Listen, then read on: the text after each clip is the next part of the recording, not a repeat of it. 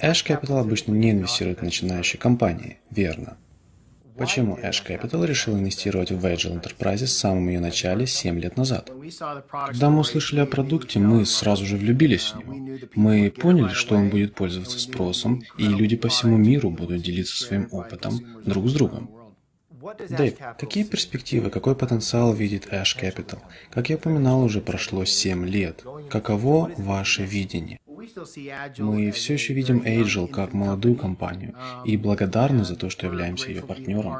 Также мы видим огромный потенциал, подключены уже более 60 стран, и мы все еще в самом начале, когда присутствует огромный потенциал, огромный рост. Мы ожидаем, что данным продуктом будут пользоваться миллионы людей по всему миру. Как вы оцениваете вашу инвестицию на данный момент? Что ты можешь сказать по этому поводу?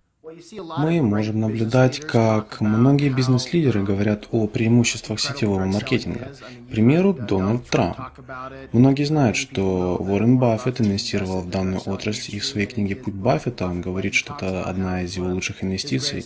Так что мы очень рады быть частью Agile. Мы вместе с самого начала и в ожидании многих счастливых лет вместе. Как я говорил раньше, уже прошло 7 лет, и за эти 7 лет тысячи людей изменили свою жизнь благодаря решению, которое вы приняли, инвестировать в Agile. И последний вопрос, который я хочу задать.